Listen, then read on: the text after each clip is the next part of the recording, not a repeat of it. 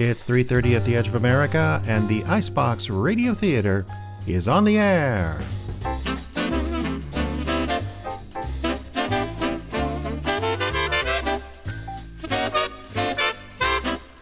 That's right, coming to you live from International Falls, Minnesota. Whether you're listening on the streaming station, on Facebook, or at 106.9 FM, it's live from the Icebox. Presentation, a weekly presentation of news, information, and whatnot from the Icebox Radio Theater in International Falls, the Icebox of the nation. In addition to that, we have a theme this week. It's Road Stories. Stories from the Road, featuring for the first time ever a brand new, practically premiere of a brand new show from the Icebox Radio Theater. It's Roadkill, the podcast on the Frozen Frights podcast and also IBRT Plays podcast, which dropped just this week, and we're going to be pairing that with an all-time classic. It is The Hitchhiker by Lucille Fletcher. All this and much, much more. But as always here at the Icebox Radio Theater, let's start things off with a word from our sponsor. Hi, I'm Bob Ross, no relation, founder of the Leaf King Corporation of Omaha, Nebraska. And I'm here to tell you that if you feel like a prisoner to nature every fall, I have the solution. The autumn leaves are pretty, says you, but to me, they're nothing more than a nuisance that makes me more and more angry every year for some reason. That's why I invented the Leaf King. A leaf blower that doesn't scrimp on power. Whether it's oak, maple, or even fruit trees, you can move those leaves off your lawn in no time with the blower powered by the same engine used in professional speedboat racing. Say, Bob! That's my neighbor. He's always complaining. Well, yeah, because you keep blowing your leaves into my yard. What's that, Fred?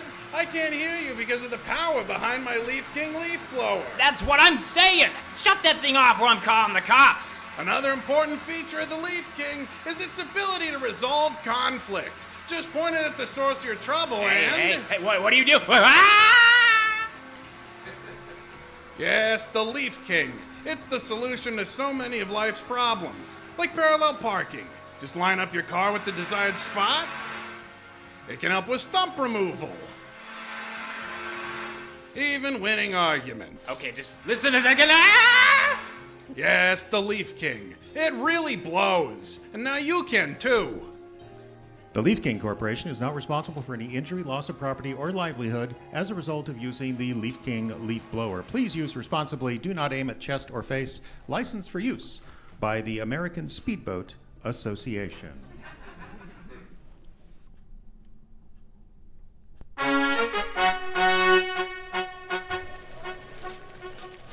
Time now for Take a Look at Icebox Radio Theater News here on Live from the Icebox. Let's check out the metrics to begin with. Twitter followers, 666, which is the same as last week. Facebook followers picked up quite a few, 948 this week. That's up from 945. Still 323 Instagram followers, We still have 67 wonderful patrons, 47 fantastic members. Thank you so much, folks, for your support. Streaming radio station, unique listeners. Yes, unique listeners. These are people that tuned in. 689, bit of a dip from last week when it was 736. The listeners represented 80 countries, pretty much held par over last week where it was 81. And listener events of 30 seconds or less, 89.7% of the folks just checked us out and then moved on. That is down slightly. 90.4 was the number from the previous week. Top 3 countries by listener minutes. Once again, USA, Germany, and Canada. No change after last week. Thank you from everyone there who listened in. Podcast statistics, these are overall downloads. I'm going to say, well, we lost a few. Yeah, just a few. 45,079. Last week it was 45,601. That's taking a look then at the metrics for the week. For those of you on video, Facebook, or of course later on YouTube when we do this, let's move over and take a look at Skycam 1 now. And for those of you on audio, I will describe a basically brown landscape. We had a couple nice days this week in the Icebox of the Nation. However, At the moment, it's just 32 degrees, and I think we've reached our high for the day. The snow is gone for the most part, which is fine. Yeah, that's no problem with that whatsoever. But it is beautiful, sunny, a few wispy clouds in the sky. I don't think we have any precip planned for the next couple of days. And when we do have precip, it's most likely to be rain. We're basically moving on, so to speak, to the next phase of things, which is, of course, spring. Actually melt. As I've talked many times on this show, there's a big difference in northern Minnesota between early spring and late spring. Early spring looks brown, and late spring does not. So that is a look at Skycam 1. So what all is going on this week in the Icebox of the nation out of the Icebox Radio Theater? Well, the big piece of news, of course, Roadkill. This is our first big-time Halloween horror show, studio effort, I should say, is officially out. We dropped it last week. It went up on the podcast feed, the IBRT Plays podcast feed on Thursday, and then it went up for members and patrons on Tuesday.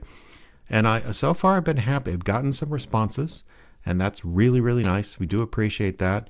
In fact, let's go ahead and just move on to correspondence because there was a little bit. Mr. Dead Wasp. Mr. Dead Wasp was one of our patrons. I know his real name, but I'll go by his handle, which is Mr. Dead Wasp, wrote this of Roadkill. Outstanding story. The sound effects of a running car, very well done. You expressed concern. That's true. I did on versions of Life from the Icebox. I said, boy, I hope this works. I usually listen to radio plays at night to help me sleep. There was no sleeping during this show. Reminded me of the 1972 movie Frogs, but the Avengers of Nature in that story were spiders, snakes, and frogs. The actors and actors were very convincing. Also, the entire crew deserved cake and ice cream. Well, of course, the actor and actress in Roadkill, as you're all about to hear in just a minute, were Linnea Yunt and Dalton Johnson. And I feel they did a really outstanding job as well. Cake and ice cream? Sure. Absolutely. I'll be willing to get them cake and ice cream. The other correspondence I did want to mention, Terry Hunt wrote in regard to our big open house that's coming up in a couple of weeks. Oh, I wish I lived nearby to come. We wish you could come too, Terry, but this is kind of between you and me, it's a little bit of a recruitment thing to try and get some folks who might be interested in the IBRT involved, hang out and come and do radio plays, and it'll just be a whole lot of fun. I suppose move on to that. For those of you on Facebook, you probably have seen our commercial that we put up. We did put up a video commercial promoting the big open house. That's going to be happening May 2nd and then again on May 5th.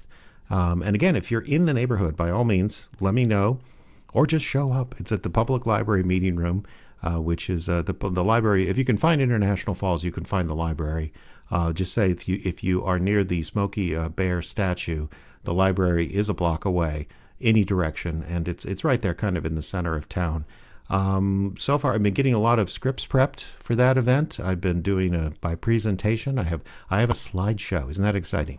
I realize, with business-related slideshows, they're way more fun to put together than they are to watch. So I'm keeping this one down to like 3 minutes, but it's a little history of radio, little history of the IBRT, and a little bit about what radio drama is. Because again, I'm hoping we get folks that come in that want to, have their first experience on mic and just enjoy the process of being part of a play where you can wear your fuzzy bunny slippers and you don't need to memorize lines. That sounds like fun. Believe me, it is fun. Let's see. This is a big piece of news, IBRT wise. I've done pretty good this year so far writing new scripts, and there was kind of a move, or my basic schedule was to next record a Winter Warlock episode entitled SSUSA, politically charged horror story about a time-traveling Nazi. However, I was reading over the other script I drafted earlier this year, Lance Manley in the Case of the Suspicious Spy, and realized, wow, this is really, really close. I mean, SSUSA, I'd like Justin Kapla to be part of that, and if you're a listener of this feature, you know that Justin has moved. He's living in Grand Rapids, Minnesota, which is not that far away. It's only about an hour, but he will be coming in remotely when he does IBRT work from now on. And excuse me. The thing about the Lance Manley script is it just has a little bit of Justin. The Winter Warlock script would have a whole lot of Justin in it. And the other thing about Justin is he is currently adjusting to a brand new career. He's gone to work for the United States Postal Service, and in a town he didn't grow up in, although he's, as he says, he's very familiar with Grand Rapids. He knows the area fairly well. But he's learning new routes, and he's working super hard because those poor folks are completely overworked. Everyone needs people. And the thing about the U.S. mail is they need people, but they will get the mail through one way or another. And they don't get a lot of love for it. So I've always said we have the best postal service in the world here in the United States. And Justin is part of that, as is Kari Satanani, who's been in several of our shows. This was moving ahead with the Lance Manley script just seemed like the thing to do. So I went out and contacted, of course, Caleb Silvers, the man himself, Lance Manley himself, as well as Ayla McIntosh, who hasn't been on our microphone in forever, it seems, and said, hey, you guys want to do a Lance Manley? We looked at schedules, and guess what?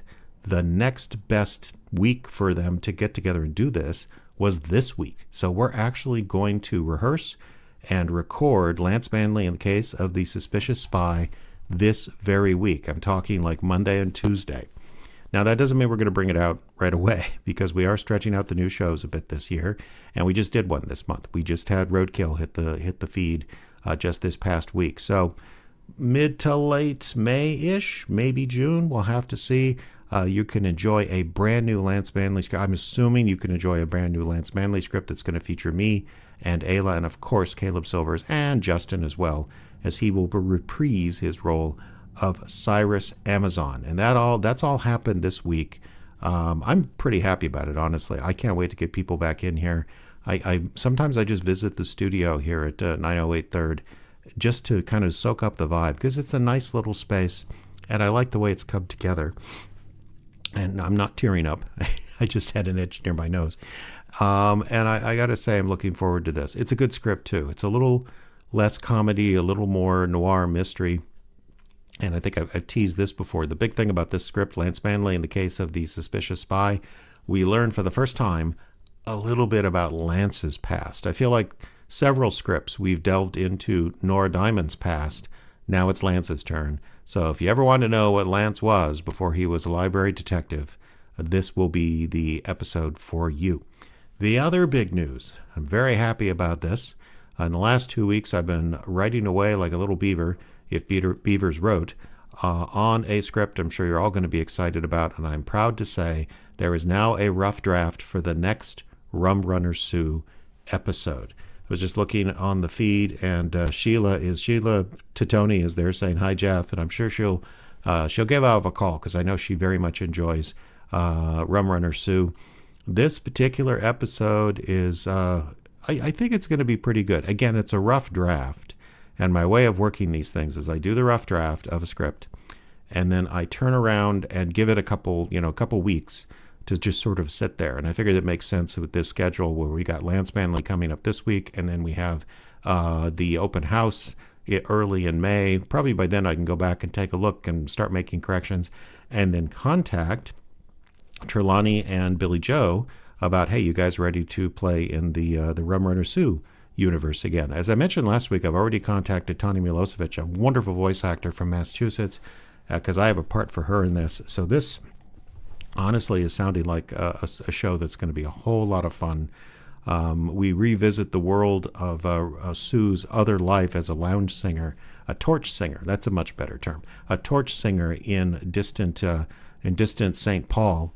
You remember this from an episode, which the title of which escapes me right now. Oh, wait. Something about the songbird sings. Yes, I know I wrote it, but I've written a lot of things. I can't remember them all off the top of my head. Whatever the case, a fugitive lounge singer who was a witness to a crime has to hide out with Sue and Mary up in the Icebox at their speakeasy. Only she's insufferable. So a little bit of comedy. Hopefully a little bit of music. We want to see if maybe Tanya would be, or Billy Joe be willing to sing for us. And that will be a whole lot of fun. Hopefully. I'm going to just go beyond hopefully. It's just going to be a whole lot of fun here at the Icebox Radio Theater. Okay, well, that is the news. from the IBRT. Moving on now to our main feature. And this is, as I mentioned, this is a first at Live from the Icebox. If this is your first time listening, typically what we do at Live from the Icebox, we will play an IBRT play followed by a somehow related classic old-time radio episode. And this is the first time we've ever done a brand new IBRT play here on the show. It just seemed such a natural thing to me to start with Roadkill, which was dropped just this week, and then move on to another road-based story, which is, of course, The Hitchhiker by Lucille Fletcher. I'll talk more about that. But Roadkill was recorded in January by Linnea Yunt and by Dalton Johnson. It's pretty much the two of them. They play a newlywed couple that's driving north on these often deserted roads leading up to International Falls. And that's true. I've been on these roads. It's, maybe not quite as deserted as they appear in the show, but I've been on these roads plenty of times where you're driving for 5, 10, 15 minutes. You don't see anyone coming the other way, and you look in the rear view and there's no one there. And that's just, it gets awfully lonely. And this time of year especially, plenty of deer. Let's put it that way. Just plenty of deer. It was recorded here in studio. Sound effects were extensive sound recording sessions. Me with a portable recorder in my car. I'm really proud of how this one came out. If you get a chance to listen on headphones, it's not necessary, but it does add to the experience a little bit because this is what you'd call a very, very realistic radio play. So without further ado, here is, starring Dalton Johnson and Linnea Yunt, here is Roadkill from the Icebox Radio Theater.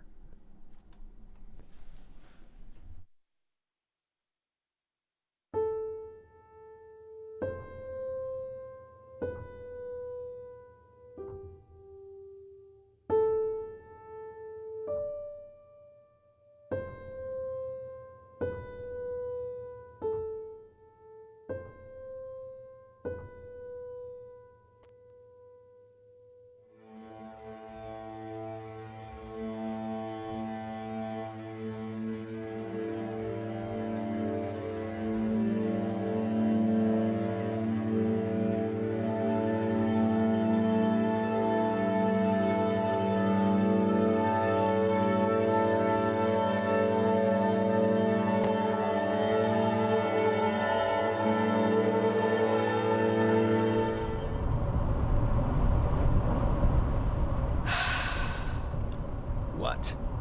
Nothing. Okay. I just thought this could be a nice weekend. I thought you said it was nothing. Drew, Okay, I'm sorry. I'm sorry. you're over there pouting. I said I was sorry. And I'm not pouting. You are so. I don't understand why you can't skip one game with your Uncle Timmy. It's not just one game. It's St. Louis. And there's a playoff spot at stake. And you just... Never mind. You've been to like 5 games already this year. 2 since we've been married, and we've only been married a month. Well, I'm not going, am I? Here I am, driving to the falls to spend the weekend with your parents, right? I don't know what else I'm supposed to do. I just... Never mind. Hey, What? our first fight. No, it's not. Our first since the wedding. Our first as a married couple. Well, I mean, so what? Well, you know. What usually comes after a fight? You've got to be kidding me. Just saying. Well, quit saying it. We're headed to my parents' place, where our choices are an air mattress in the living room or my old room, which has a twin bed. That could be fun. Forget it, Drew. You'll survive without it. Just saying. There's a lot of little mud roads along here. You could pull off, find a spot to park out of sight of the road. You're impossible. And you're smiling. Because you're impossible. No, we are not going to have sex on the road just because we had a fight. Okay. I saw that. What? A little hunting track back there. You turned your head and watched it as we went by. You're thinking about it. I am not. Oh, such lies. I am not thinking about that. Of course not. I'm not! Then why are you nearly laughing? Because you're so ridiculous. Wanting to make love to my gorgeous, sexy wife is ridiculous. Painted you into a corner there. Shut up. No, you're right. We need to be responsible, boring adults who would never do such a thing. After all, what if a church bus came by or something? Just shut up. No, I think we need to work this out. Make sure we're on the same page. And what page is that? What the... What? It's a deer. It jumped right out at me. Oh God, I didn't even see it. Right out of the trees. Oh no. Headlights gone. Grill's bent. Other than that, I think we're okay. She's gone. Never felt a thing. Not a lot of damage. What are you talking about? She's dead. I meant the car. You're worried about the car? Well, yeah. Drew!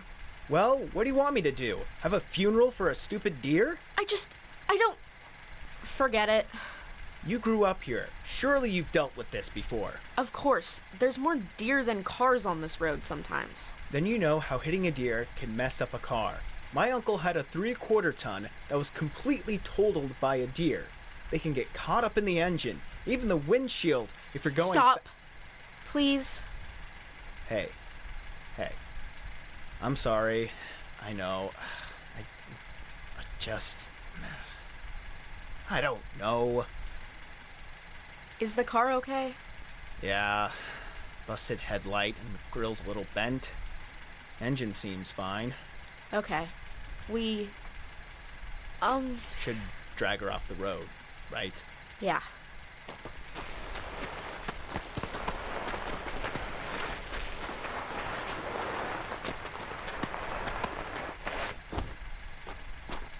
Oh, God.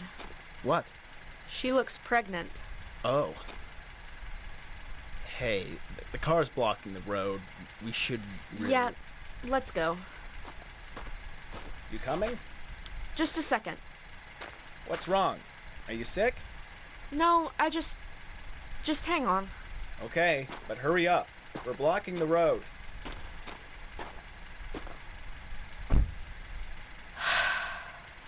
I'm sorry.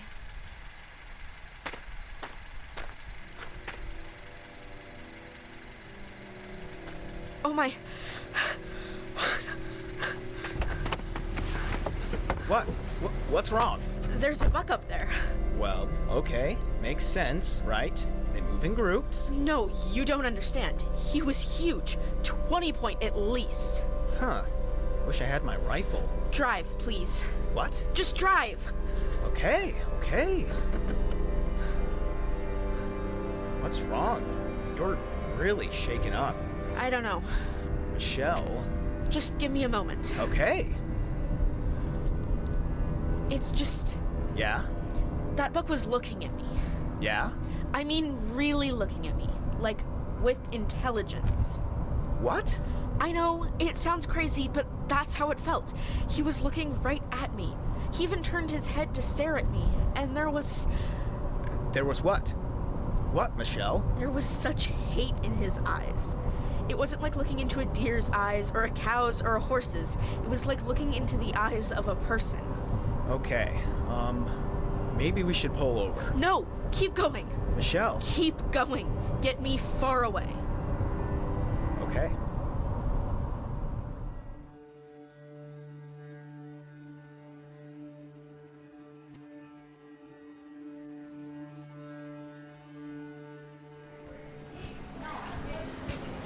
That'll be $17.50.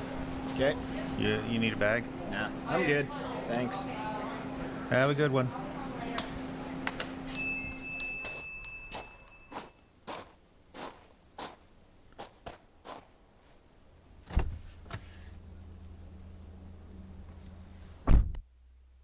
Here. Is this all they had? Aspirin. Yeah. We're kind of in the dark ages up here. Aspirin makes me sick to my stomach. Oh. Do you want me to... No, I'll be fine. Just give me the water.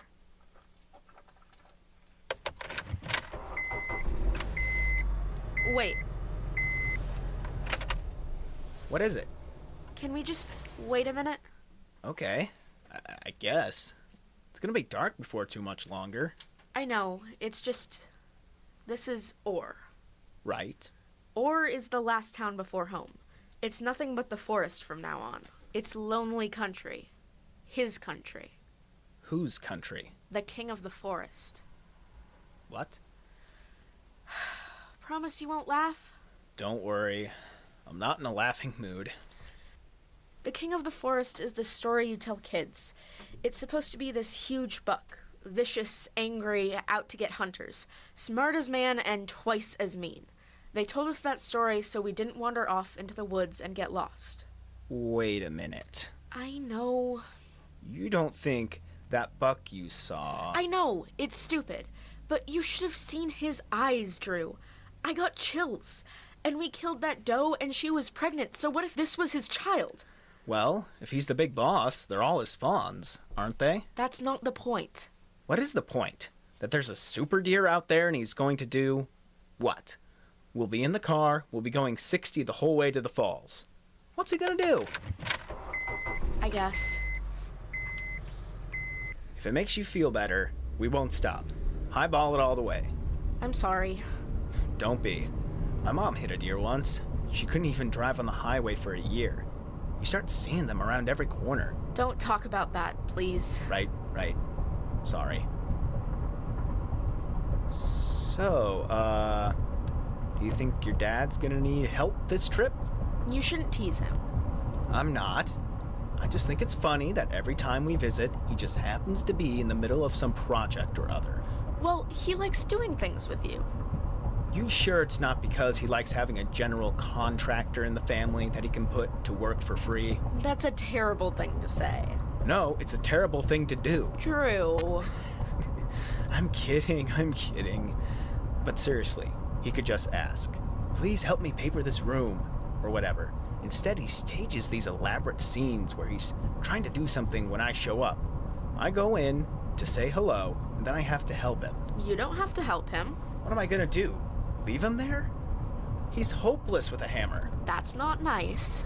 Please. Last time, when he was trying to tack up that corrugated roof over the back porch, he still had his tie on. Well, he was always a snappy dresser. Be nice. He's maybe a little insecure about his lack of handyman skills. Reminds me of you with my mother in the kitchen. Totally different. Your mom is impossible. I don't know. Looks a lot the same to me. Drew? It's just not as cute to you because you're in the middle of it. Drew! Now, don't get upset. It's just Drew, that... look out! Gosh, I didn't see it! Is that a branch? It's a whole dang tree. Can you drive around it? I don't think so. We can't leave it in the road anyway. What do you mean? Even if we could get around it, we can't leave it there. What about the next guy that comes along? Oh. Weird. What? Well, the boulder on that side and the steep drop-off on the other. If I was gonna pick a spot to block the road... This would be it. Come on. What? You're getting out? With both of us, we can move that log in no time. But we can't. Michelle, do you want to stay here? Maybe a car will come along. We haven't seen anyone for 20 minutes. Well?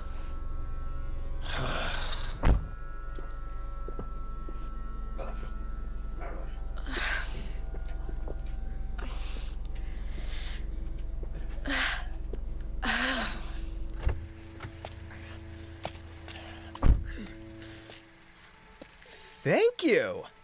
On 3. 1, 2, 3.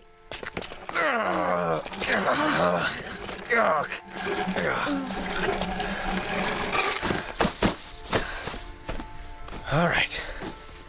Let's go. Wait. Listen. Do you hear that? It's the wind. It's them. They're all around us. Michelle, you're going to give yourself a heart attack if you just don't... There! On top of the boulder! Get in the car. Do you see him? Of course I do. Get in the car. Drew! Get in the car. Do you see what I mean? Do you see his eyes? He's an old timer, all right. Drew. I see him.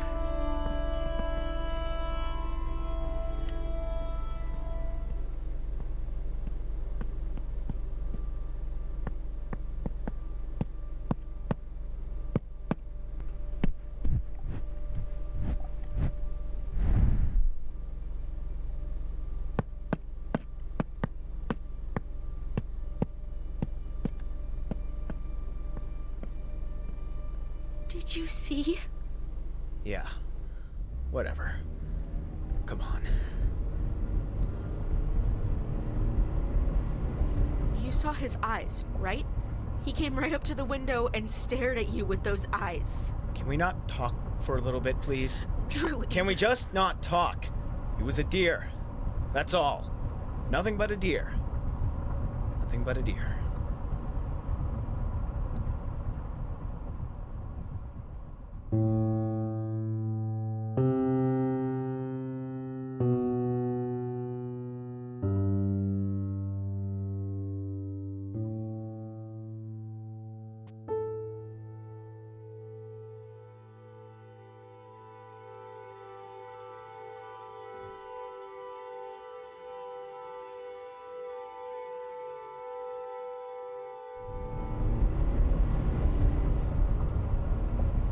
You saw it.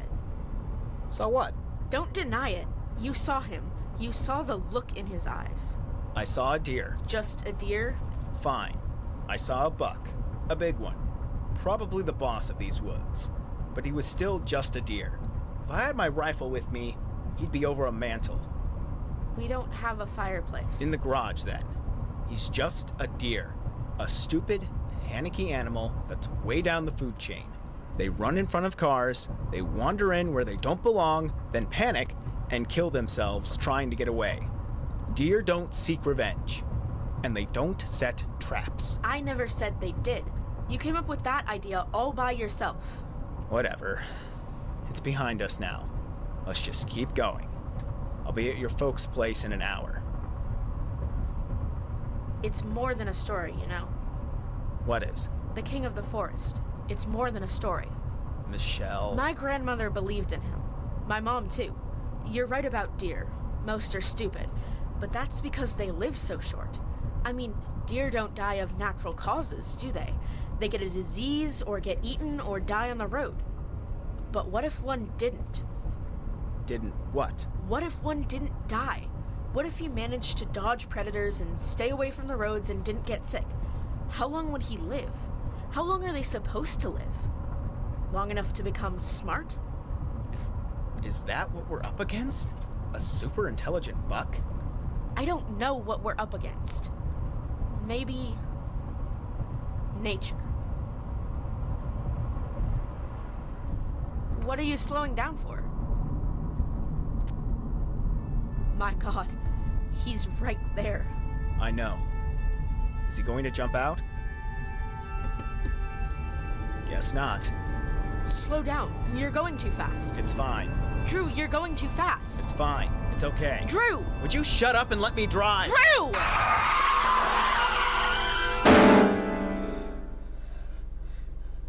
Oh no. Come on. You're getting out? There are rocks all over the road. Of course I'm getting out. Why are there rocks all over the road? Landslide. There's no hills here, Drew. We just saw him, and then this? Let's just move them and get out of here. He put these here. Then he stood alongside the road just to freak us out. He knew we would freak out and drive too fast and go over these rocks, and then... Okay, so how's he supposed to move a bunch of rocks like this? Huh? Does the king of the forest have opposable thumbs? He has the herd. Listen.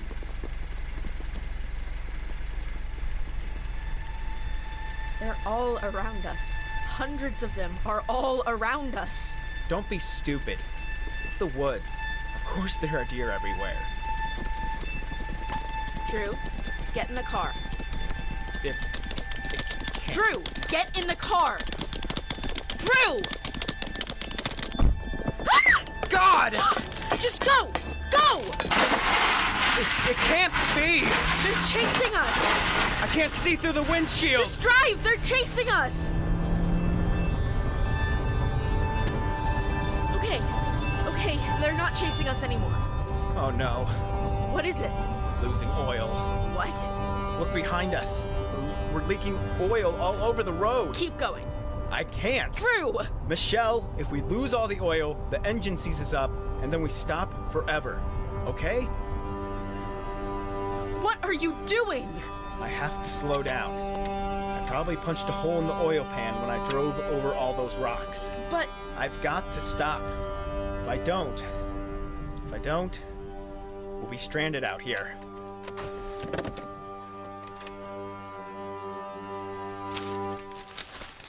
what are you looking for? Plastic bag or foil or something. If it's just one hole, maybe I can plug it up and we can limp the rest of the way. There's some foil in the garbage from that sandwich. Let me see. Perfect. Wait, look first. Do you see them? No, I'll just be a minute.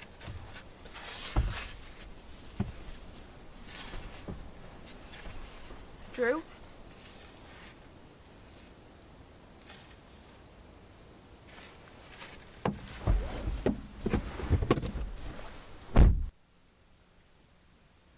Could you plug the hole? There wasn't one hole, there was 3. And one was a gash about 6 inches long. There's no oil left in the pan. Maybe we could get to a gas station? It's 20 miles at least, and if we seize up the engine, that's it. You calling Dad? Yeah, right. That's the first thing I'll do is call my father-in-law, who already thinks I'm an idiot. He doesn't. Yeah, he's civil enough when you're in the room. Of course. What? We're in a dead spot. I have 1 bar coming and going. Try your phone. I forgot to charge it. I'll plug it in. We can run it on the car battery for a little while anyway. Do you have a charger? It doesn't match yours, remember? Oh, yeah. It's quiet. Where are you going? Those railroad tracks over there. They're a little bit higher. Maybe I can get a signal. Don't leave. We can't just sit here. Why not? Michelle. Someone will come along. We can flag him down and get help. Actually, yeah, that does make sense.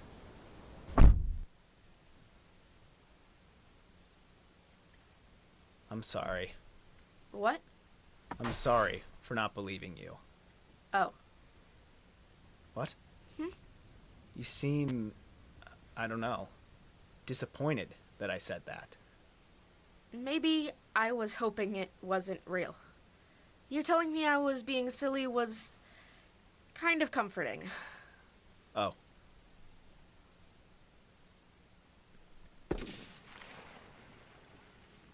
Did you hear that? What? It sounded like shots. Where? Back there someplace. I think, anyway. What is that? Shh. It sounds like a truck. It is. It's coming this way. Hey! Stop! Flag him down! What do you think I'm doing? Hey! Hey! Wait up! Drew? Get away! What? Get over here! Get away from the car! What's he doing? He's gonna run right into us! Get over here! Stop! Stop! What is he doing? Hey! Shut it down! Stop! Dang it! Shut down your engine! Listen, you idiot. You can't just...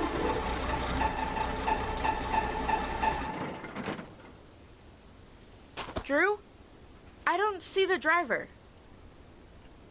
He's on the floor. He was lying against the gas pedal. Oh. Is he all right? No, he's not. He's all chewed up. It's like a deer got into the cab with him and just started running. Around and around, hooves, antlers. Would have been like a meat grinder. Where's the deer? I don't know. Back window's busted out. Maybe it got through and ran off. Hey, the truck! That truck was running. We could escape in it. I don't know, Michelle. I don't think I could. What do you mean? The girl doesn't look too bad. We can just get the guy into the back and...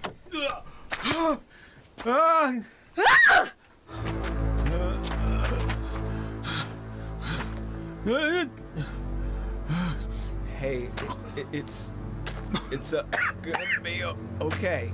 Just relax. Get help.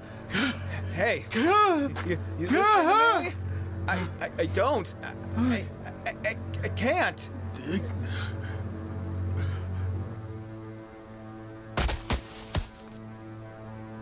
Is he... Yeah. Finally. Drew, look. He's up there on the road. The king of the forest is up there, watching us.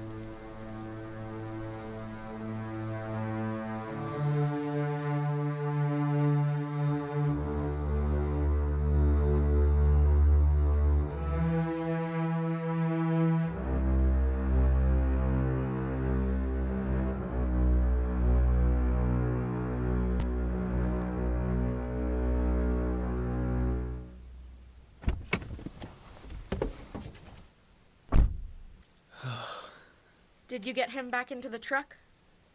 Into the bed, yeah. There was a tarp back there. I covered him up. Oh. Do you think someone is going to come along? I don't know. Well... I don't know. I don't. I'm not sure what we can do. We're safe in the car. We can wait until someone comes along. Are we? Safe, I mean? That guy was in his truck. And look what happened to him. What about phones? I told you. The charger, it doesn't... No, I mean that guy's phone. Did you see one? Well, no. But I really wasn't looking. And I didn't really want to go digging around in the cab of the truck. There's blood everywhere. Wait, What? you said you heard shots? Yeah, I think so. Deer rifle or pistol? I don't think I know the difference. Was it a sharp crack like a firecracker or deeper? Deeper, I think. That was probably a rifle you heard. That means there had to be a second person. What? A second person. Think about it. Could you fire a rifle while driving a truck? How do you know this stuff? I grew up here. Plunking cans in the woods was our regular Sunday afternoon. There had to have been a passenger in that truck. So that means... There's another person back there. That means there's a rifle back there. But there has to be a person, too. You think he's better off than the guy in the truck? They got to him even though he was surrounded by glass and steel. Out in the open, he'd stand no chance. Well, what do you want to do? Go get the rifle and start blasting away? Deer are skittish. We fire over their heads, they'll probably scatter to the hills. These deer won't. What? These deer are not skittish. They attacked a truck. They killed the driver. These deer are like an army. You saw the king of the forest's eyes. He's not a normal buck.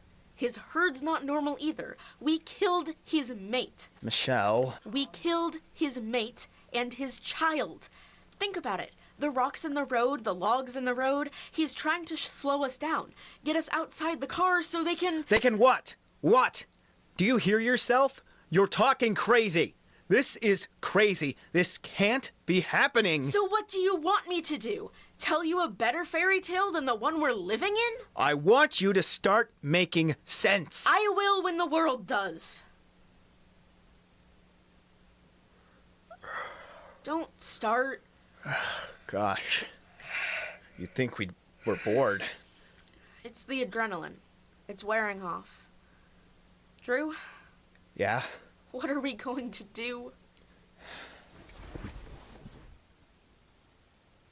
I can't see them. Maybe we could go back and get that gun. And then what? Walk the last 30 miles? Yeah. Okay. We stay here. Are you sure? A car will come along. We'll flag it down. we'll get out of here. Okay. Do you think anyone will believe us? When we get out of here, it won't matter. You rest. I'll take first watch. Okay. Okay.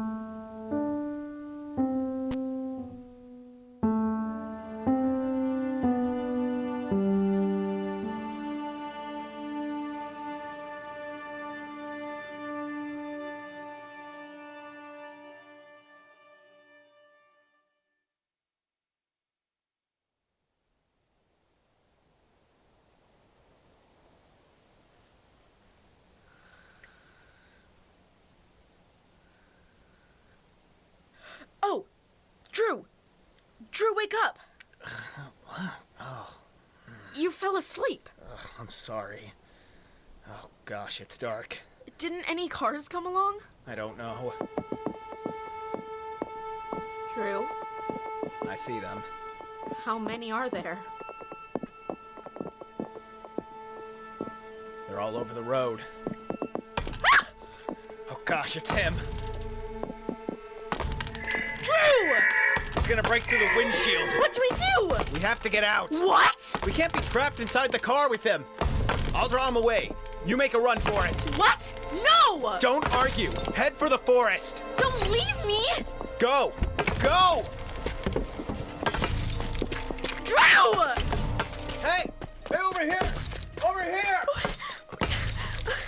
What?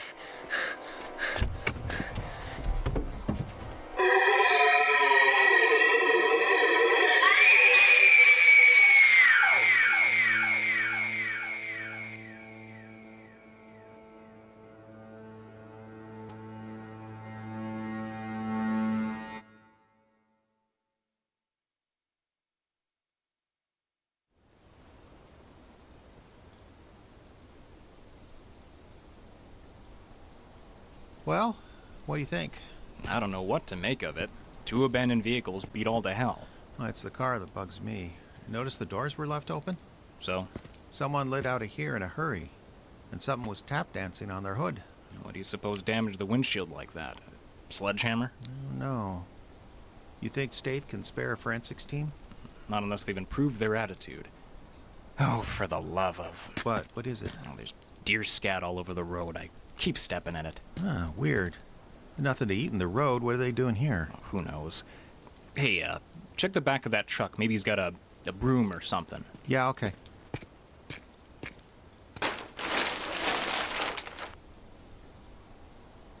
Roy, Yeah. we, got a homicide back here. Whoa. Homicide is right. What happened to this guy? Think State will send a forensic team now? They'll have to. It's the only way we can figure out what happened here. Did you see that? Someone throwing rocks. Whoa! Oh, hey now. Is that the biggest buck you've ever seen or what? Wow, man, I wish it was in season. All we have is our sidearms. I'd never take that guy down. Did he just kick a rock at us? Oh, don't be stupid. You set up the cones, close down this lane 30 feet in each direction. I'll call it in. Weird, the way he's just staring at us. Come on, let's get to work. Yeah. Do you think we can figure this one out? Oh yeah. Sooner or later, whatever happened will become pretty obvious.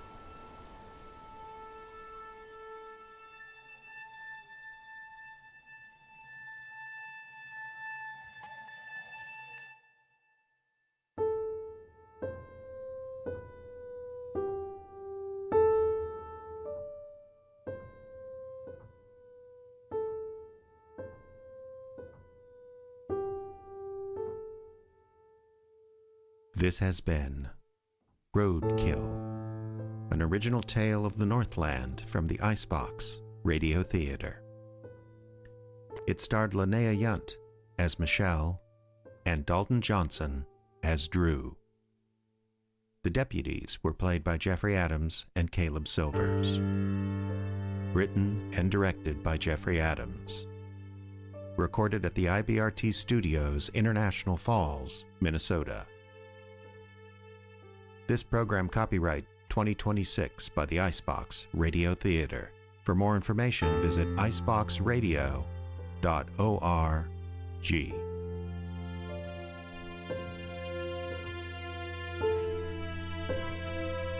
That's right, that's Roadkill. A road story from the Icebox Radio Theater.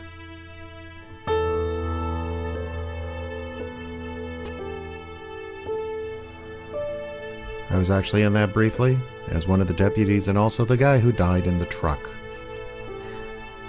Hope you enjoyed it. But of course, there we go. But of course, as you know, all kinds of crazy things can happen on the road, as I'm sure you'll hear about in just a little bit when we play The Hitchhiker from Suspense, right after a word from our sponsor. The Coffee Landing Cafe, an International Falls institution right there at 444 3rd Street, is a small town cafe and a big city espresso bar. Whether you're passing through town on your way to the lake or settling in for a long chat, Coffee Landing has a comfortable, warm atmosphere to make your day bright. There's a full menu with breakfast served all day. The kitchen does close at 3 p.m. though. Daily specials and a menu of locally roasted coffee and tea, both hot and on ice, to fit any palate. And the bakery. Why, just this week, the bakers of Coffee Landing featured blueberry streusel muffins, peanut butter lovers cookies, and cotton candy cookies. And there's something different in the baker's case every day. Yes, there's always a reason to make your first stop the Coffee Landing, 444 3rd Street in the Falls. But before we do that, have a little break for some music. Here's Myron Howerlick with one of his compositions I hope you enjoy. It's The Losers Bar and Grill on Live from the Icebox.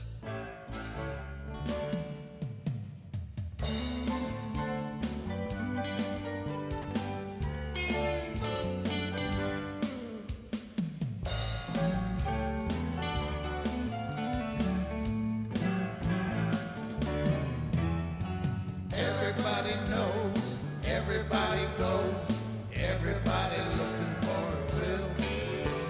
There's action, attraction, satisfaction at the Losers Bar and Grill. You got a thirst for more than a drink, maybe find chance, romance, glance. You got your international talent, fall in lust again. But for now, just give them a glance. Now there's a hot country trio playing redneck soul. You catch an eye, you feel a chill. Buy her a drink, dance her through the haze at the Losers Bar and Grill. Bartender's so short, he needs a box. Reach, keys on the till. Keep rolling out the money, he keeps pouring out the shots. Dwayne's gotta pay them bills. It's the usual sopranos in the midnight choir. They've been there, done that before. Everybody looking for someone new, 'cause Frostbite Falls can really be a bore. Everybody knows, everybody goes, everybody looking for a thrill. There's rednecks and hoses trying to make a deal at the Losers Bar and Grill. Only way to get lucky is to pull tabs, honey, at the Losers Bar and Grill. But I play my numbers every day at the Losers Bar and Grill.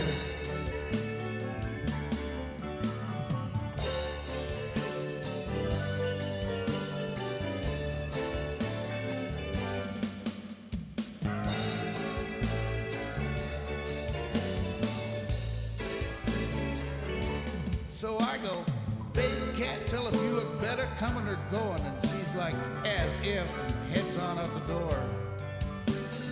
Deep fry aroma hangs in the air. Flower lady danced alone on the floor. Thought I had a live one, there she was gone. Gravity letting me down. And I I say to myself, why'd you come back again? You feel so damn depressed when you have to leave alone. Either too late to get pizza to go. Everybody knows, everybody goes, everybody looking for a thrill. I think I go and leave my right hand man when I'm done at the Losers Bar and Grill. You just gotta be direct, not politically correct at the Losers Bar and Grill. Gravity never let me down before at the Losers Bar and Grill.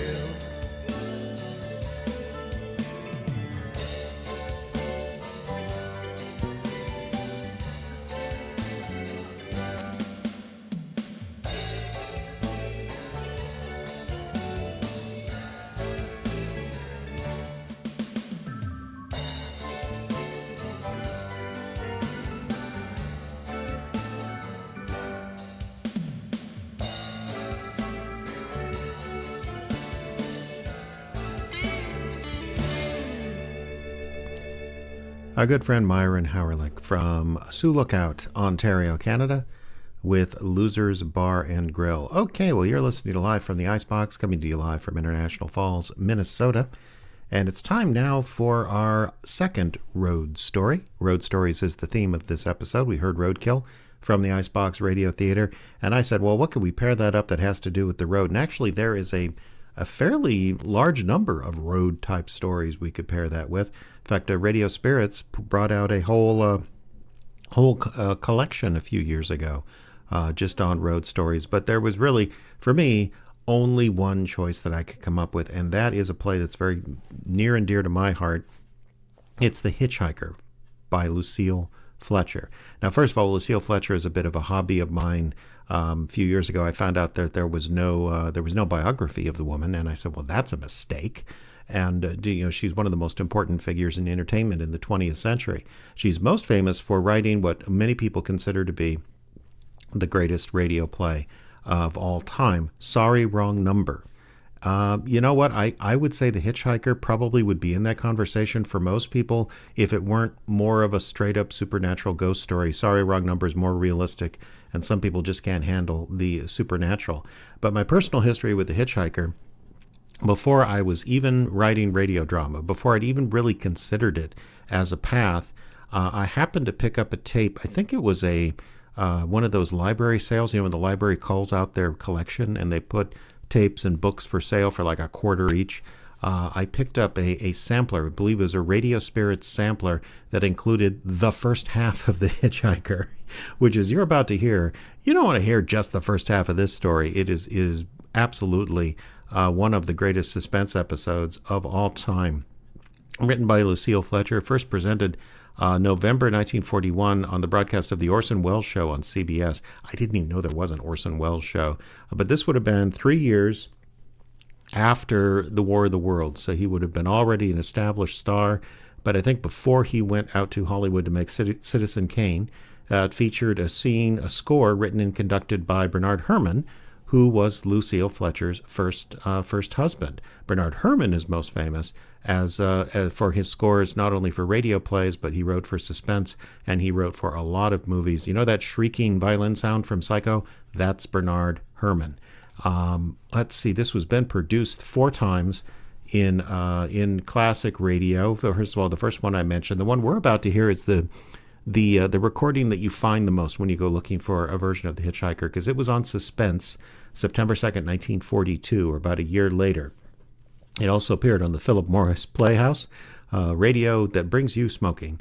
That same year, actually. That was just that next month, October of 1942. And then the Mercury Summer Theater of the Air in June 21st, 1946. But this recording is probably my favorite because it includes a very cheeky, if I can use that word, little introduction from Welles about the hitchhiker, and also about he himself and his reputation for uncanny or strange stories. But one more note, personal note, on the Hitchhiker, the very first radio drama, classic old-time radio recreation I ever did in my life was a version of this play at Rick's Cafe, Not the one in Casablanca, but the one in Monmouth, Oregon. I know that was your second guess. Rick's Cafe in Monmouth, Oregon. Hoy, when would this have been? Very close to 30 years ago now. Is that right? Or 20 years? No? I would say it was like 95 would be, 95 would be 20 years. How's my math? No, 30. Very close to 30 years ago now, with a little group I put together before moving to Minnesota called the Oregon Radio Theater. Good luck finding recordings for that online, because I think your best guess would be actually at the Icebox Radio Theater. We might have some archival stuff. But this is, as I've said, as I don't need to say anymore, one of my favorite radio plays of all time. Here then is, from Suspense, the classic episode by Lucille Fletcher, The Hitchhiker.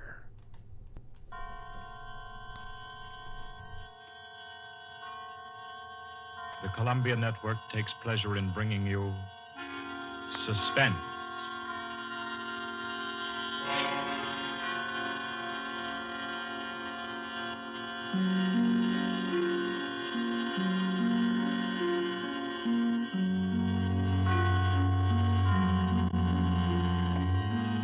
Suspense, Columbia's parade of outstanding thrillers, produced and directed by William Spear and scored by Bernard Herrmann. The notable melodramas from stage and screen, fiction and radio, presented each week to bring you to the edge of your chair, to keep you in suspense.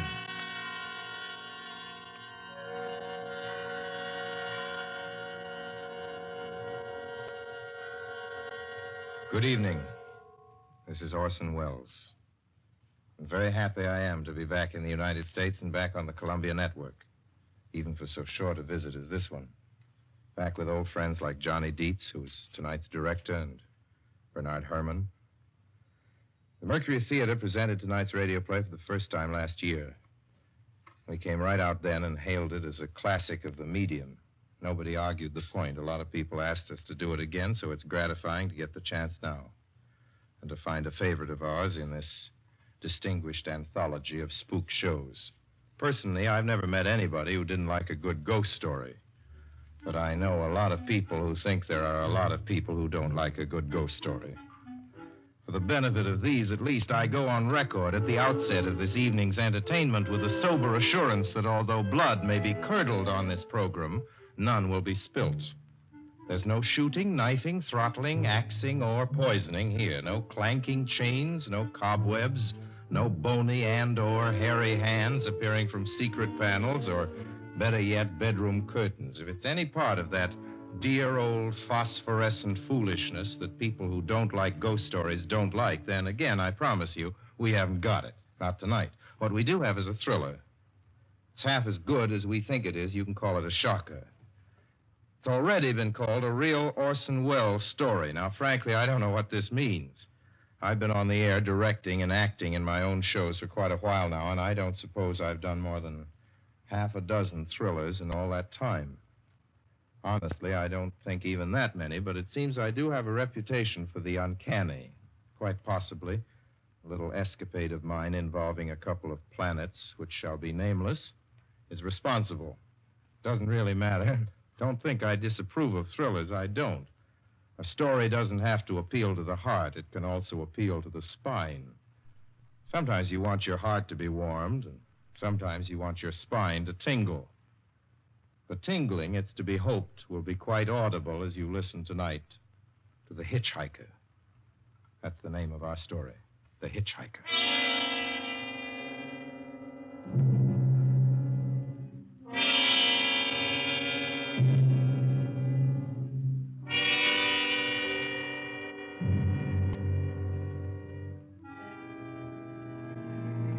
I'm in an auto camp on Route 66, just west of Gallup, New Mexico. If I tell it, perhaps it'll help me.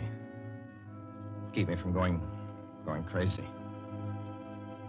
I gotta tell this quickly. I'm not crazy now. I feel perfectly well, except that I'm running a slight temperature.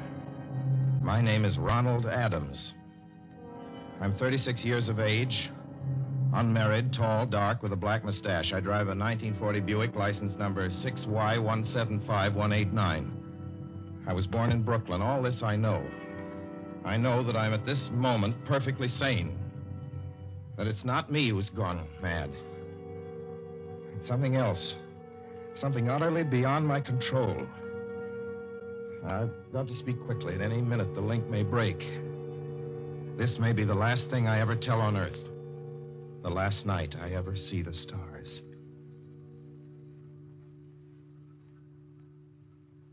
6 days ago, I left Brooklyn to drive to California. Goodbye, son. Good luck to you, my boy. Goodbye, Mother. Here, give me a kiss, and I'll go. I'll come out with you to the car. Oh, no, it's raining. Stay here at the door. Hey, what's this? Tears? I thought you'd promised me you wouldn't cry.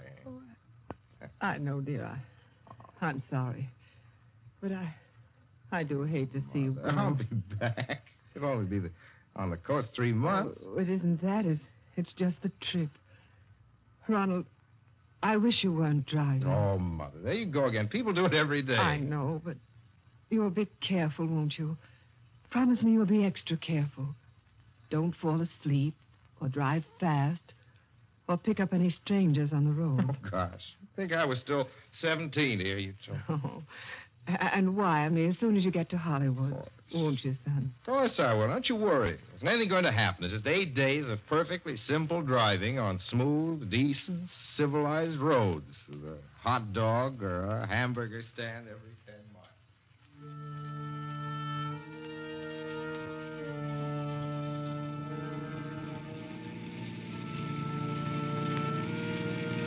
I was in fine spirits. The drive ahead of me, even the loneliness, seemed like a lark. I reckoned without him. Crossing Brooklyn Bridge that morning in the rain, I saw a man leaning against the cables. He seemed to be waiting for a lift. There were spots of fresh rain on his shoulders.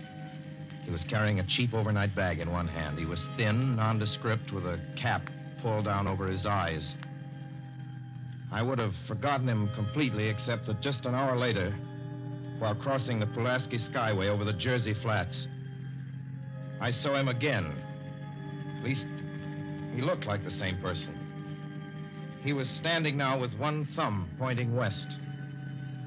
I couldn't figure out how he got there, but I thought probably one of those fast trucks had picked him up, beaten me to the Skyway, and let him off. I didn't stop for him. Then late that night, I saw him again. It's on the new Pennsylvania Turnpike between Harrisburg and Pittsburgh. It's 265 miles long with a very high speed limit. I was just slowing down for one of the tunnels when I saw him, standing under an arc light by the side of the road. I'd seen quite distinctly the bag, the cap, even the spots of fresh rain spattered over his shoulders. He hallooed at me this time.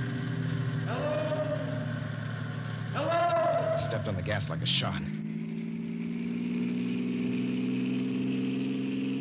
It's lonely country through the Alleghenies, and I had no intention of stopping. Besides, the coincidences, or whatever it was, gave me the willies. Stopped at the next gas station.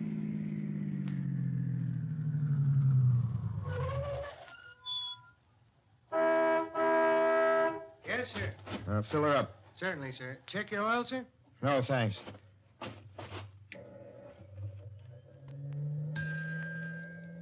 Nice night, isn't it? Yes. It hasn't been raining here recently, has it? Not a drop of rain all week. Oh? Oh, I suppose that doesn't done your business any harm.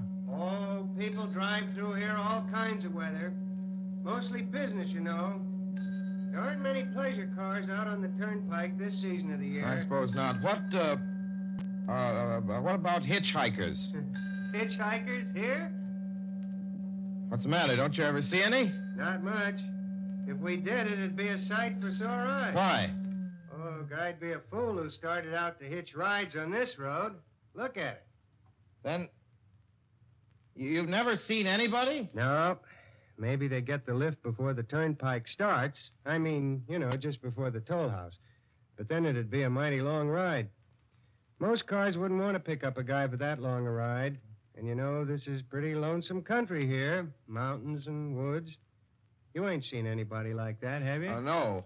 Oh, no, not at all. I was just, a technical question. I see. Well, that'll be just $1.49 with the tax.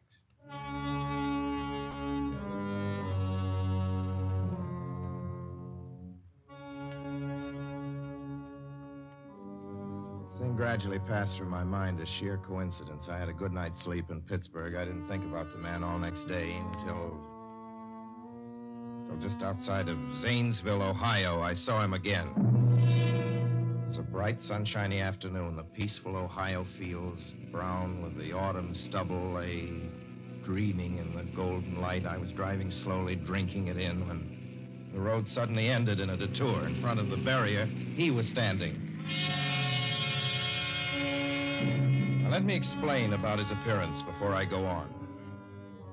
I repeat, there was nothing sinister about him. He was as drab as a mud fence, nor was his attitude menacing. He merely stood there, waiting, almost drooping a little, with a cheap overnight bag in his hand. He looked as though he'd been waiting there for hours. And he looked up. He hailed me. He started to walk forward. Hello? Hello? Hello? No, not just now. Sorry. Going to California? No, not today. The other way, going to New York. Sorry.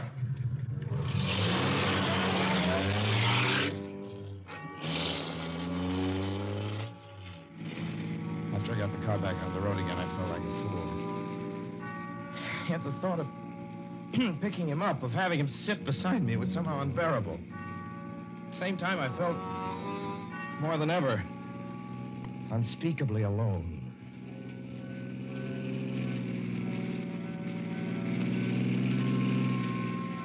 Hour after hour went by. The fields, the towns ticked off one by one. The light changed. I knew now that I was going to see him again. And though I dreaded the sight, I caught myself searching the side of the road, waiting for him to appear.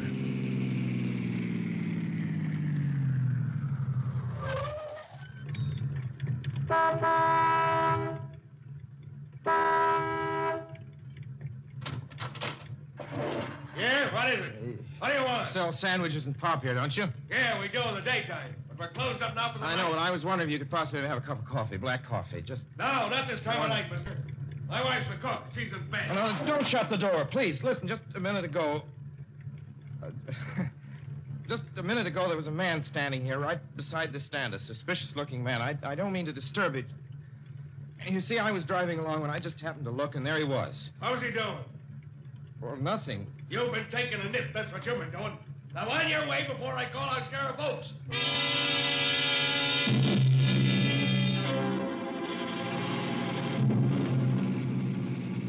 I got into the car again and drove on slowly. I was beginning to hate the car. If I could have found a place to stop, to rest a little. I was in the Ozark Mountains of Missouri now. Few resort places there were closed, only an occasional log cabin, seemingly deserted. That's all that broke the monotony of the wild, wooded landscape. I had seen him at that roadside stand. I knew I'd see him again. Maybe at the next turn of the road. I knew that when I saw him next, I would run him down.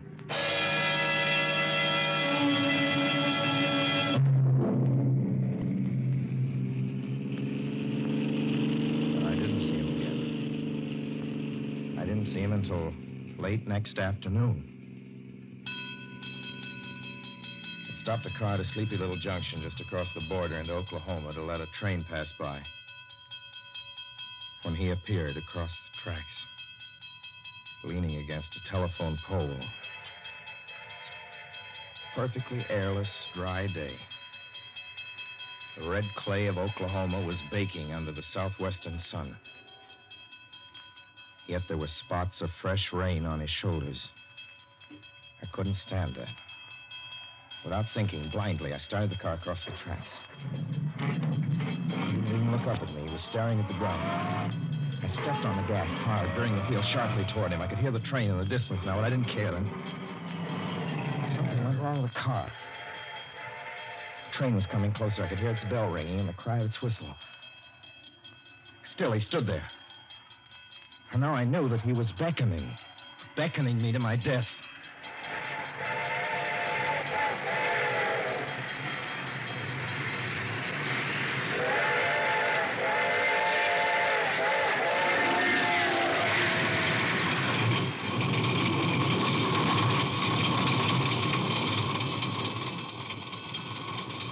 Oh, I frustrated him that time. The starter worked at last.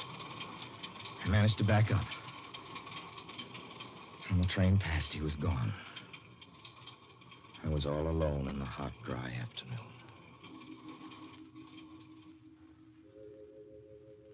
After that, I knew I had to do something.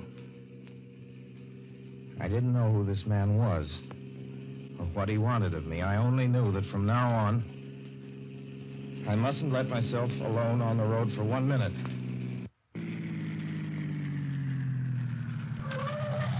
Hello there. Like a ride? Well, what do you think? How far are you going? Where do you want to go? Amarillo, Texas. I'll drive you there. Gee.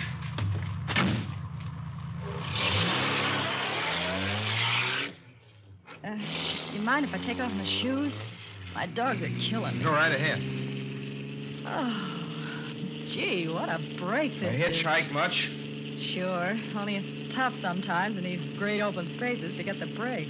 I should think it would be, though I'll bet you get a good pickup in a fast car. If you did, you could get places faster than, say, another person in another car, couldn't you? I don't get you. Well, take me, for instance. Suppose I'm driving across the country, say, at a nice, steady clip, about 45 miles an hour. Couldn't a girl like you just standing beside the road waiting for lifts beat me to town? Or any town, provided she got picked up every time in a car doing from 65 to 70 miles an hour? I don't know. What difference does it make? Oh, no difference. It's just a crazy idea I had sitting here in the car. Imagine spending your time in a swell car thinking of things like that. What would you do instead? What would I do? If I was a good-looking fellow like yourself, why, I just enjoy myself every minute of the time. I'd sit back and relax. And if I saw a good-looking girl along the side of the road, hey, look out! Did you see him? See who? A man standing beside the barbed wire fence. I didn't see anybody. There wasn't nothing but a bunch of cows and the wire fence. No? What'd you think you was doing? Trying to run into the barbed wire There's a man fence? there, I tell you. A thin gray man with an overnight bag in his hand. And I was trying to run him down. Run him down? You mean kill him? Say you didn't see him back there? You sure? I didn't see a soul. As far as that's Watch concerned... for him the next time, and keep watching. Keep your eyes peeled on the road. He'll turn up again. Maybe any minute now. There! Look there!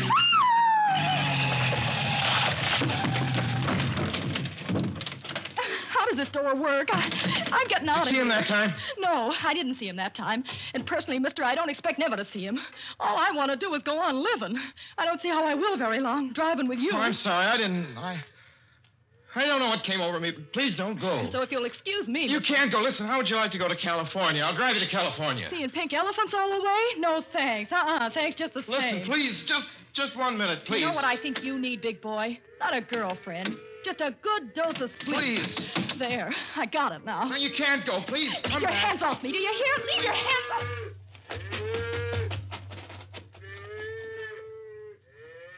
She ran from me.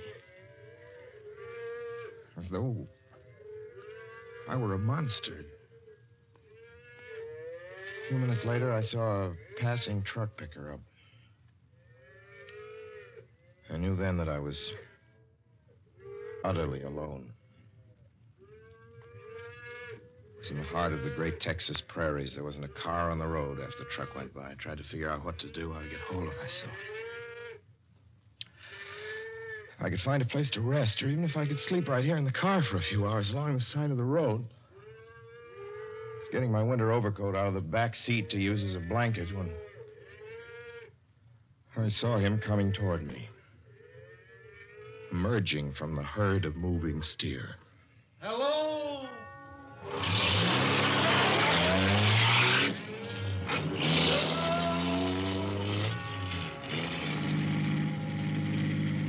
Maybe I should have spoken to him then. Fought it out then and there.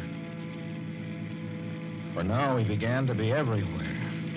Whenever I stopped, even for a moment, for gas, for oil, for a drink of pop, a cup of coffee, sandwich, he was there. I saw him standing outside the auto camp in Amarillo that night when I dared to slow down. I was sitting near the drinking fountain of a little camping spot just inside the border of New Mexico.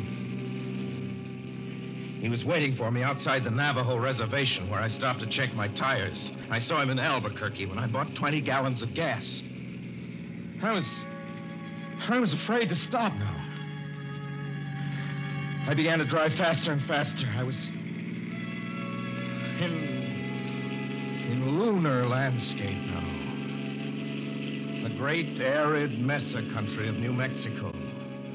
I drove through it with the indifference of a fly crawling over the face of the moon. Now he didn't even wait for me to stop. Unless I drove at 85 miles an hour over those endless roads, he waited for me at every other mile. I'd see his figure, shadowless, flitting before me, still in the same attitude, over the cold, lifeless ground, flitting over dried-up rivers, over broken stones cast up by old glacial upheavals, flitting in that pure and cloudless air. I was beside myself when I finally reached Gallup, New Mexico this morning. There's an auto camp here. Cold, almost deserted this time of year. I went inside and asked if there was a telephone. I had the feeling that if only I could speak to someone familiar, someone I loved, I could pull myself together.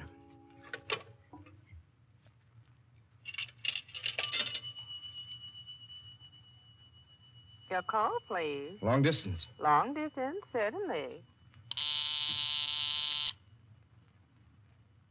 This is long distance. I'd like to put in a call to my home in Brooklyn, New York. I'm Ronald Adams. The number is Beechwood 200828. Certainly. I will try to get it for you.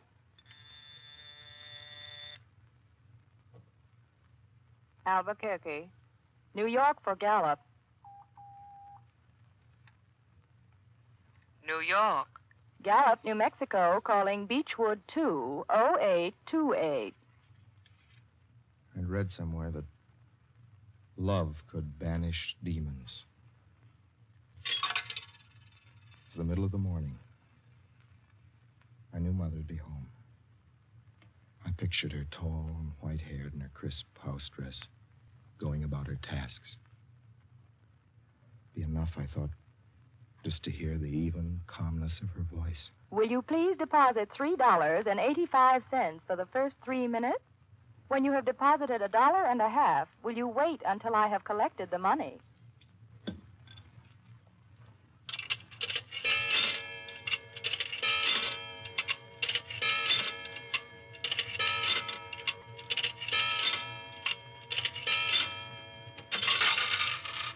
All right, deposit another $1.50.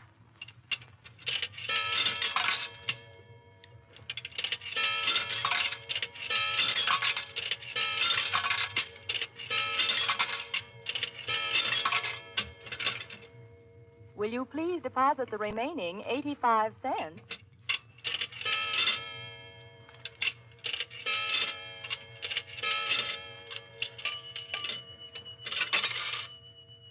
Ready with Brooklyn. Go ahead, please. Hello? Mrs. Adams' residence. Hello, Mother? This is Mrs. Adams' residence. Who is it you wish to speak to, please? What? Who's this? This is Mrs. Whinney. Mrs. Whinney? I don't know any Mrs. Whinney. Is this Beechwood 200828? Yes? Where's my mother? Where's Mrs. Adams? Mrs. Adams is not at home. She's still in the hospital. The hospital? Yes. Who is this calling, please? Is it a member of the family? Well, what's she in the hospital for? She's been prostrated for 5 days. Nervous breakdown. But who is this Nervous calling? breakdown? Well, my mother never was nervous. It's all taken place since the death of her oldest son, Ronald. Death of her oldest son, Ronald? Hey, what's this? What number is this? This is Beechwood 20828. It's all been very sudden. He was killed just 6 days ago in an automobile accident on the Brooklyn Bridge. Your 3 minutes are up, sir. Your 3 minutes are up, sir.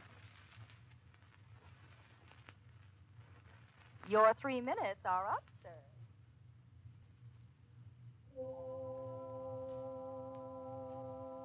And so I'm sitting here in this deserted auto camp in Gallup, New Mexico. I'm trying to think. Trying to get hold of myself. Otherwise, I'm going to go crazy. Outside, it's night. The vast, soulless night of New Mexico. 1 million stars are in the sky. Ahead of me stretch 1,000 miles of empty mesa. Mountains, prairies, desert. Somewhere among them, he's waiting for me. Somewhere I shall know who he is and who I am.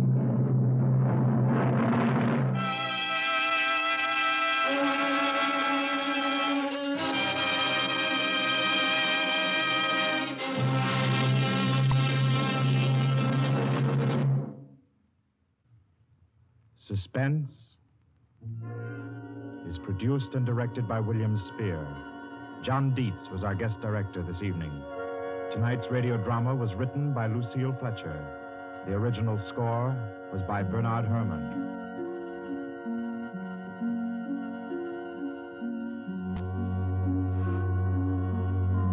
This is the Columbia Broadcasting System. Yes, it is. Actually, it isn't.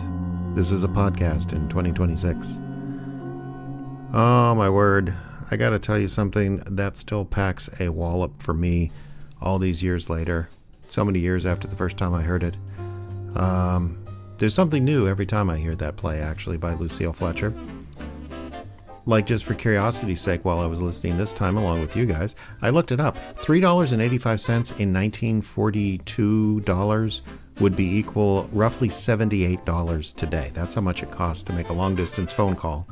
$78. Imagine doing $78 with in change.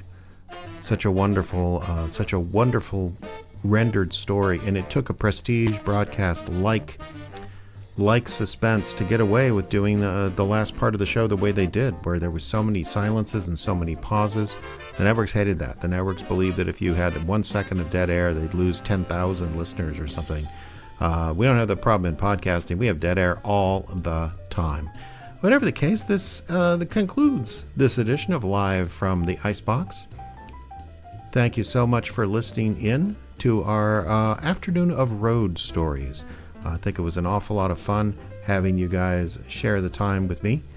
We just dropped a podcast, of course, Roadkill. If you caught it, if you're listening on the streaming station and caught it midway, you can now get that podcast in its entirety for the in the IBRT Plays podcast feed, where you can just go to our website and click on podcast and download that episode. Listen whenever you like. It's going to be up on the Frozen Frights podcast feed before too much longer as well. Going to be recording Lance Manley this week. I'm not quite sure when it's coming out. And for those of you in the I-Falls area, including Jessa and Evangeline, who just wrote me, we will be having an open house on May 2nd and May 5th, where you can learn all about us and play around with sound effects equipment and all the rest. Look forward to seeing you then. So until next time, this is Jeff saying thanks for the download and reminding you to keep listening. Have a good week, everybody.